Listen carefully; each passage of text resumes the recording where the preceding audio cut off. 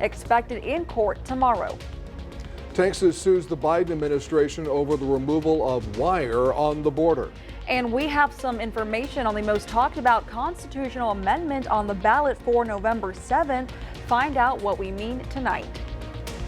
All the shower activity around the area has decreased. You can see it's very quiet here in the crossroads, but it's raining heavily throughout the Dallas area and out here in West Texas. Big stuff is firing. We're looking at severe weather out there. We'll have the latest for you coming up in just a moment. And did the Victoria West Lady Warriors volleyball team clinch a spot in the playoffs tonight? We have highlights in sports. You're watching 25 News now at 10. Good evening and thank you for joining us. I'm Don Brubaker. And I'm Karina Garcia. The man accused in the death of a mother of two from Victoria is expected in court tomorrow. Amanda Johnson was found dead in a burned out SUV in Matagorda County on April 18, 2021. She was 38 years old. 30-year-old Fernando Acosta Jr. is charged in the crime. A grand jury indicted Acosta on charges of tampering with evidence, abuse of corpse, and murder. His trial is set for November 13th. 22-year-old Vincent Rene Lecone was arrested by Cuero police and is facing 4 charges. Lecone is charged with burglary of habitation, a violation of the terms of his probation from the original charge in Victoria County in 2021. Lecone faces 3 other charges. He is in the DeWitt County Jail in lieu of $59,000 bond. The EPA hosted a public forum in Port Lavaca at the Bauer Community Exhibit Tuesday night. The EPA spoke on the potential need for additional mercury sampling in the Red Mud Lakes that could have made its way into Cox Creek and then onto the Lavaca Bay. Locals say mercury contamination in Lavaca is evident, and the aluminum company Alcoa agreed to pay $11.4 million to clean up mercury in the bay more than 2 decades ago. Really, we just want our bays to be safe. This is an outdoorsman's paradise down here. That's what we do. We love crab fishing, and redfish is very important. And so it's important that we keep on top of, what's going on with our fish, with our environment down here. So. The Environmental Integrity Project released a report detailing the legacy of pollution left behind by aluminum facilities, while also making it clear that a well-regulated aluminum industry is vital to the clean energy transition. ERCOT is getting ready to be prepared for the winter power grid needs and to regain the public's trust. ERCOT CEO and President Pablo Vegas told Chris TV in Corpus they are using every available tool to be reliable through this next winter and through the next summer after that. Vegas said this summer was the second hottest in recorded Texas history and that the combination of record heat and increasing demand were the reasons the grid was being pushed. Let's hear from a man who knew a lot about that heat all summer long. Let's take a first look at your forecast with First Warn Storm Team Chief Meteorologist Mac Pettis. Mac, what is your report card for ERCOT this past summer? Do you feel confident about the winter with ERCOT? My report card is a D because barely passing. The growth of the use has expanded exponentially. That's you and me using stuff. People moving in, new housing, and they have not added any online generation. They've relied on solar to sort of save them, but they really haven't taken care of the infrastructure needed to have it up to the necessary. But Don, I got to tell you, this is being called a nightmare scenario here. We have a Category 5 hurricane, Otis, which is going to be making landfall in Acapulco tomorrow morning. This is going to be a huge story. The surf is already getting very rough. Rainfall has already begun, and the resort town of Acapulco is going to be under the gun for 15, 20 inches of rain and massive storm surge. That's the ocean coming up on the land. So we'll have more on that coming up in a moment. We'll be talking about your weather for the rest of the week coming up after this. Mike, thank you. Israel continues its airstrikes on Gaza. The health ministry reported hundreds of people were killed in the past day. Tuesday, the nation had launched 400 airstrikes, killing Hamas commanders and hitting targets as they were preparing to launch rockets into Israel. The health ministry, controlled by Hamas, said more than 700 people were killed. Israel has attacked Gaza since Hamas terrorists attacked southern Israeli towns on October 7th. And President Biden said today that the humanitarian aid is not getting to Gaza fast enough. He was asked about the aid delivery at an awards ceremony. Only 3 convoys of aid trucks crossed into Gaza from Egypt for the past few days, 54 trucks overall, bringing food, water, and medicine to the residents under siege. Supplies remain critically low for over 2 million people there since Israel began its attack of the Palestinian region in retaliation for the deadly attacks by Hamas terrorists on October 7th. Attorney General Ken Paxton is suing the Biden administration over the destruction of the Texas border barrier. Paxton is suing over the federal government cutting and destroying Texas concertina wire that was positioned to secure the state's border with Mexico. Paxton says by cutting Texas concertina wire, the federal government has not only illegally destroyed property owned by the state of Texas, it has also disrupted the state's border deterrence efforts. Early voting in Victoria for the November 7th election continued Tuesday. The numbers from the Victoria County Election Administrator look like this. 135 people voted in person early Tuesday. 218 people have voted early in Victoria County so far. 4 mail-in votes were received Tuesday, a total of 268 mail-in votes so far. Now, in this Texas constitutional amendment election, Proposition 4 is the most talked about this year. It would authorize the legislature to provide property tax relief measures. Proposition 4 offers several property tax related changes. It would increase the resident's homestead exemption for school taxes from $40,000 to $100,000. It would also adjust the exemption for the elderly and disabled. Election day is Tuesday, November 7th. So here is your viewer poll tonight. You can scan that QR code on your screen to vote. The question is, how do you plan to vote for Proposition 4? Are you for it or are you against it? According to our results tonight, it's looking like 82% are for it and 18% stand against it. Thank you for voting tonight.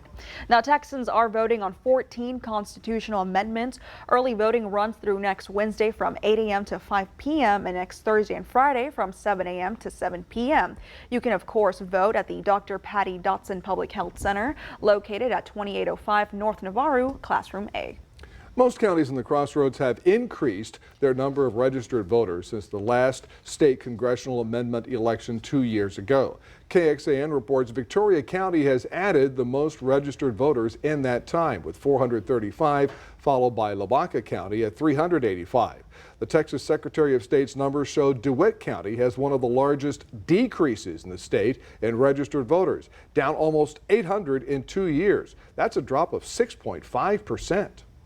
The United Auto Workers Union has taken its most serious shot yet at the General Motors in its 5-week-old strike. 5,000 members walked off the job at an Arlington assembly. This after the company reported high third-quarter earnings. Picketing workers say it's time for them to get a larger share of the company's profits. Very important for our future, especially with the EVs coming. You know, they're going to be cutting a lot of jobs. And you know, General Motors, Ford, and Chrysler, they're all about money. You know, it's time to share. We took concessions back in 2007. You know, start giving our money back. GM said it lost $200 million in the first 2 weeks of the strike, and with Arlington now on strike, those weekly losses are very likely to increase. However, GM and the union are making progress in negotiations.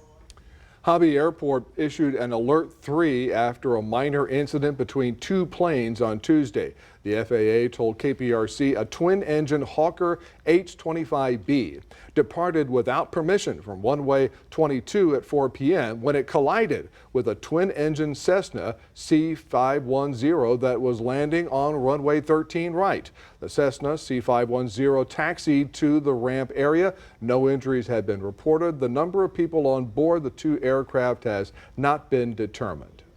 Deputy Chief Mark Jamison celebrated his honorable retirement from the Victoria Police Department during a walkout ceremony recently in the 300 block of South Bridge Street.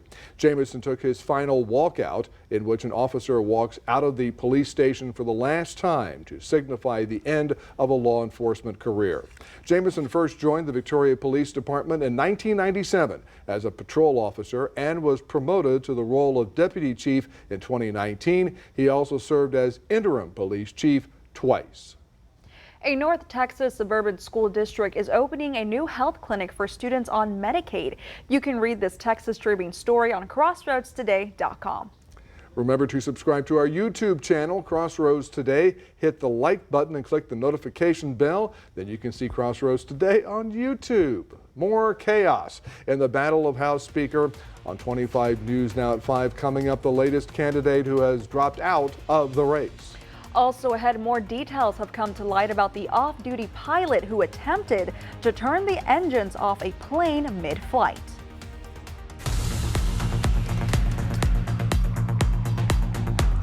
Hi, I'm Detective Kelly Gibbs with the Victoria Police Department. Crime Stoppers is seeking information about burglaries of a motor vehicle and credit card abuse.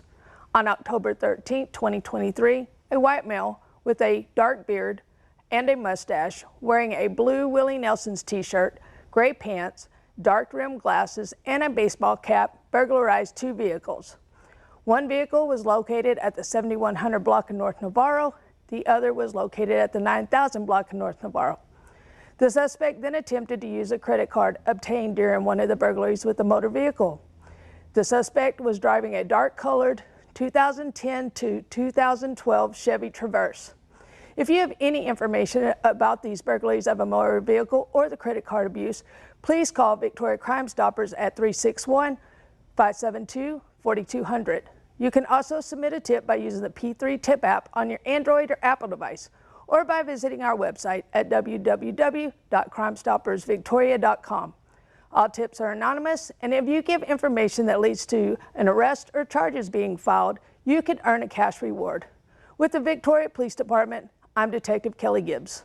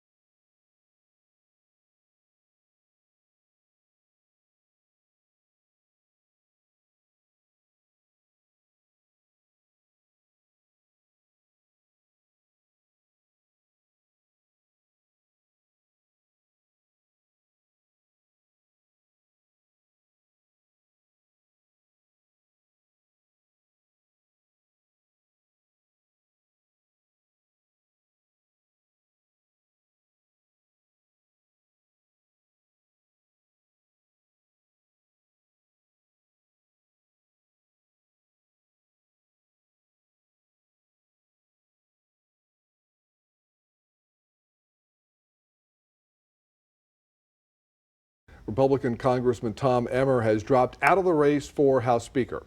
Emmer of Minnesota withdrew hours after winning the internal party nomination. He reversed course after Donald Trump objected to his nomination and hardliners in the House denied him the votes he would need. Tonight, Republicans chose Congressman Mike Johnson of Louisiana as their latest nominee for House Speaker. Johnson is nominated to replace Kevin McCarthy, who was ousted 3 weeks ago. And Republican Congressman Pete Sessions from Waco dropped out of the race today for House Speaker after getting the fewest votes in the GOP conference meeting. The Texas Tribune reports Sessions had run on his experience leading the National Republican Congressional Committee and the House Rules Committee. A cleanup is underway after yesterday's fatal pileup on a Louisiana highway. At least 7 people were killed and 30 others were hurt in this massive pileup. 2 18-wheelers had erupted into flames and 1 vehicle was pushed into the water below the interstate. The cause of the pileup was largely due to a combination of dense fog and smoke from nearby wildfires that combined to create a phenomenon called superfog, reducing visibility to 0. More details have come out about the terrifying ordeal passengers suffered through aboard an Alaska Airlines flight headed from Washington state to San Francisco. The suspect told authorities he had not slept in more than a day and discussed the use of psychedelic mushrooms when he tried to shut down the engines of the passenger plane mid-flight. He's now facing more than 150 charges. Off-duty pilot Joseph David Emerson, accused of trying to shut off the engine of an Alaska Airlines flight, expected in court today, facing 167 charges, including 83 counts of attempted murder. According to a federal criminal complaint, 44-year-old Emerson told investigators he hadn't slept in 40 hours, felt like he was having a nervous breakdown, and mentioned to them the use of psychedelic mushrooms. Authorities say the off-duty pilot attempted to pull the T-handles while sitting in the jump seat inside the cockpit of the flight. The on-duty Alaska Airlines pilots say they did not see anything wrong with Emerson until he allegedly said, "I'm not okay," and then reached up to grab the red fire extinguisher handles and pulled them down. A struggle immediately ensued, and Emerson was taken down and removed from the cockpit. According to the complaint, he reportedly asked a flight attendant to cuff him. No fight, no commotion, just nervous passengers, but quietly nervous. One of the 80 passengers on board the flight that was scheduled to land in San Francisco from Everett, Washington, says she was panicked. So we landed, and then about 10 police officers, armed, came on, walked straight to the back of the plane where I was sitting and detained him. Then the flight attendant got back on and told us he had a mental breakdown. The flight making an emergency landing in Portland, Oregon, where the off-duty pilot was arrested. Emerson was scheduled to be part of the flight crew on an upcoming Alaska Air 737 flight departing from San Francisco before his arrest. Emerson was sitting in the cockpit jump seat behind the pilot and first officer. Had that handle been shut off, it would have killed the fuel to the engine mid-flight. Aviation experts say that move could have been fatal. A preliminary review of Emerson's work history shows a clean service record. The FBI says they're investigating whether he was on a psychedelic trip, dealing with the mental health crisis, or something else. Melissa Adon, ABC News, Los Angeles. The number of abortions in the U.S. increased over the last year. A new report found there were about 2,200 more abortions over the course of the year since the overturning of Roe v. Wade.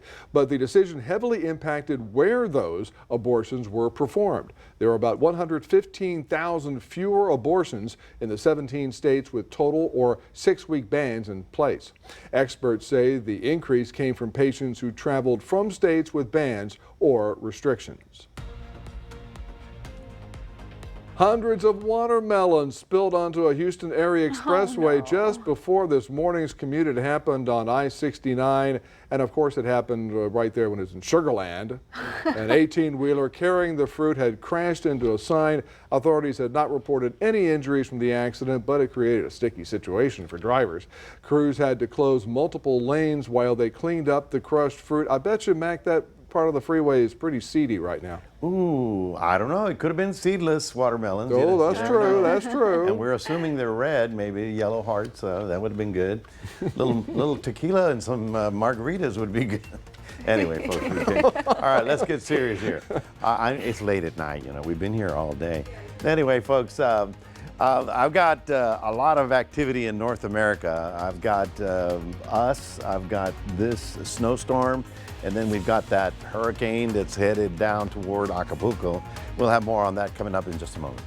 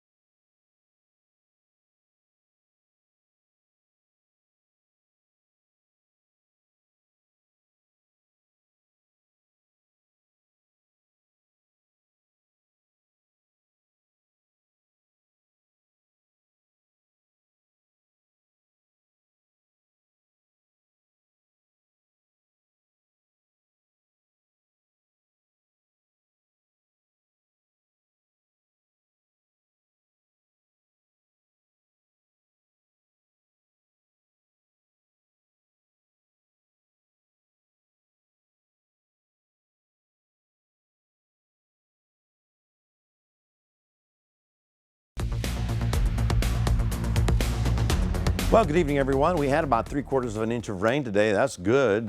What we need is a little rain every day for about a week and a half, and then we'll be in much better shape. Now, tonight, I zoomed across to the other side of the state. Here's Lubbock, here's Amarillo, and you can see a big, huge, hungry line of big thunderstorms beginning to move on to that area of the world. This is coming out of New Mexico, and this is really the remnants of what used to be the tropical storm in the Pacific.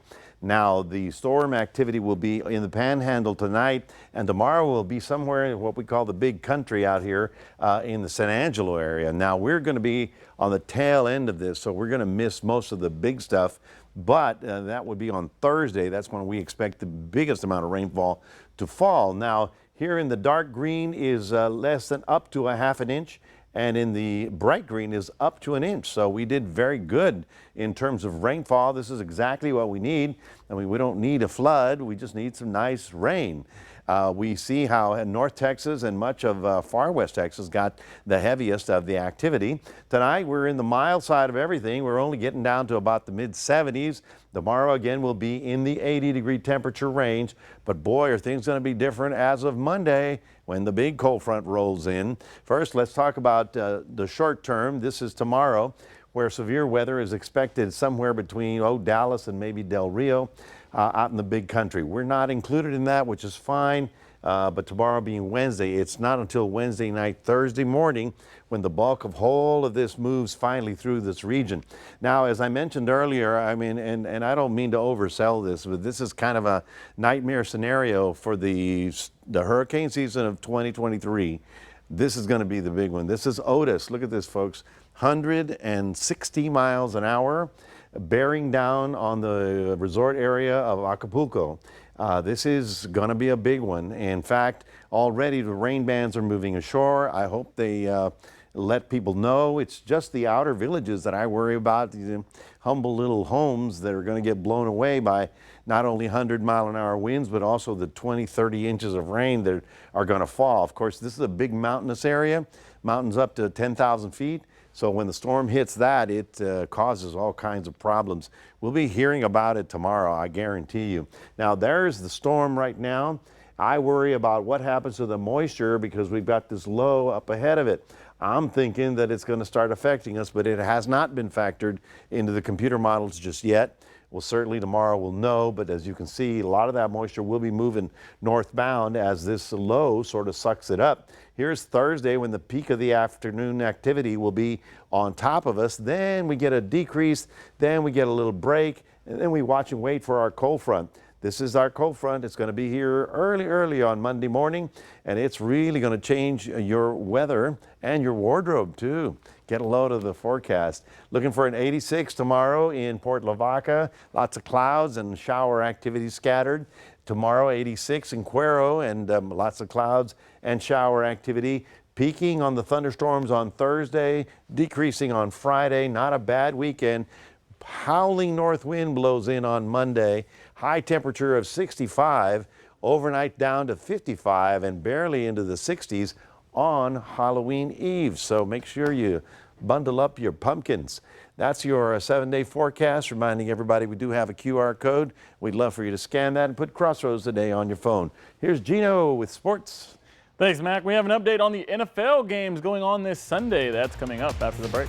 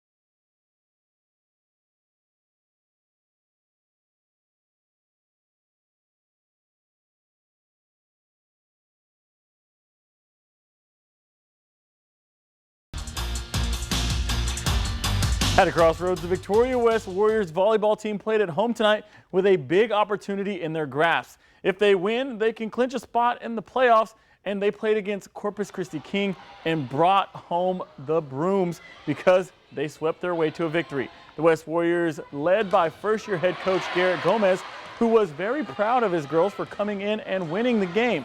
But they've got a lot of work to do if they want to get a deep playoff run. The Cuero volleyball team make it to the playoffs as is, but they have a chance to hang the banner. Tonight in Lavernia, the Lady Gobblers looking for a district title. These two met back in September 29th, where Cuero walked away with a win, but tonight it was Lavernia who got the better of the green and white, winning in 3 sets. So Cuero and Lavernia are co-district champions, but they will have a seeding game to decide who gets first and second seed. That game will be played on the 27th, time and location to be determined. The St. Joseph Lady Flyers are the undefeated district champions. The Lady Flyers beat the St. Mary's Hall Barons in 3 sets, 25-17, 25-5, and 25-12. This was also senior night, and the team celebrated the 5 seniors on the team. The Lady Flyers will have an area round of playoffs on Halloween since they are the #1 seed and have a bye in the first round. The Texas Rangers get its first World Series appearance in 12 years. Here's a look at the final out. The Rangers had to fight back and win games 6 and 7 to make a trip back to the World Series. The Rangers started off hot last night and kept the pedal to the metal to win the pennant. Rangers outfielder Odolis Garcia was named the American League Championship Series MVP. He finished with 15 RBIs, which is a new record for any postseason series. He also went 4 for 4 with 2 home runs in the final game. Here's what he and the first-year head coach had to say about the victory. Creo que no se puede negar, ¿no? Octubre es diferente. You can't really deny that October has that type of emotion. It has that type of situation around it. For myself, I just try to keep myself focused on the task at hand, try to perform, try to control the things that I can, and have the success that we can have. So it's great to be here. It's unreal that I'm here, to be honest. I mean, I was sitting at the house for 3 years, and to think here I am going to the World Series. Texas. Game 1 of the World Series will be Friday at 7:03. And Game 7, Arizona versus Philadelphia for a chance at the Texas Rangers. Arizona would strike first with a slow hit ball to the third baseman to bring in 1 run, no good for the double play. But the Phillies would answer the call and launch one to the bleachers to tie the game at 1. But it would be the Diamondbacks who hold on and win 4-2. Arizona wins the pennant. And we have an announcement to all our NFL fans out there. On Sunday, October 29th, Fox will air the Houston Texans game against the Carolina Panthers, not the Dallas Cowboys game. Once again, this is not our decision. It's a decision made by the NFL, and it's because we are geographically closer to Houston than Dallas. We are sorry for the inconvenience. Well, that's your sports. Don and Karina, back to you. Thanks, Gino. Now stay with us. Coming up on 25 News Now at 10, we'll take a last look at your weather with Mac. Plus, Sony announces a new inclusive controller for gamers to enjoy.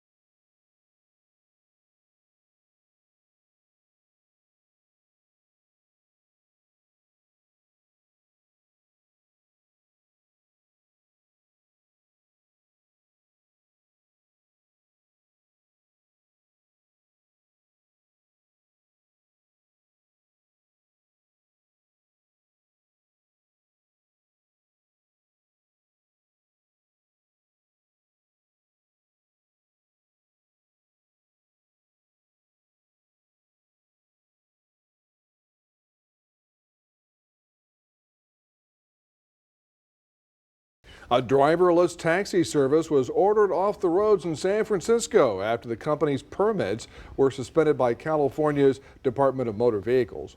In a news release, the permits for Cruise, an autonomous car company, were pulled to what they called safety concerns. This is after a series of incidents that had concerned regulators involving Cruise vehicles. The action only impacts the company's driverless testing, but the company can still test with a safety driver. Apple says it has a treat for customers right on time for Halloween. The company announced it is hosting an event on its website and YouTube Monday night. They did not reveal the details of the event, but it did refer to it as a scary fast product launch. That's fueling speculation will be debuting its new M3 chip, which is supposed to boost performance on new Macs. Apple may also unveil those computers. The company already announced new iPhones and Apple Watches last month. And I really don't think we'll see this kind of chip in the young'uns' Halloween baskets come the Tuesday M1 night. Mac chip is blindingly fast, and now they're up to 3. That's just, I don't know how they do that. How do they do all that stuff in there? If Apple Mac is that fast, how fast are you, Mac? I'm not so fast. Well, folks, we do have a chance for more shower activity tomorrow. That's good. We need the rain. Thursday should be the peak of the activity, maybe even late Wednesday after midnight. When we'll see the last big line of storms coming through. Friday is going to improve. That's not a 38% all day. It's in the morning. And the weekend's looking good. But then we wait for the front coming in on early Monday morning, and it looks like much cooler weather next week. Alrighty, thank you, Mac. Sony wants to make PlayStation gaming easier for people with disabilities. The company is now taking pre-orders for its Access controller. The controller was created with pieces that are customizable so players can tailor it to fit their individual needs. The idea of video game controllers for disabled players isn't new. Nintendo designed a hands-free controller for its Nintendo Entertainment System back in the 1980s. Great idea. Great idea. Excellent. I agree. Alrighty, well, thank you for joining us for 25 News Now at 10. Join Carolina Astroin and meteorologist Parker Cox for 25 News Now Sunrise starting at 5 a.m. Good night, everybody.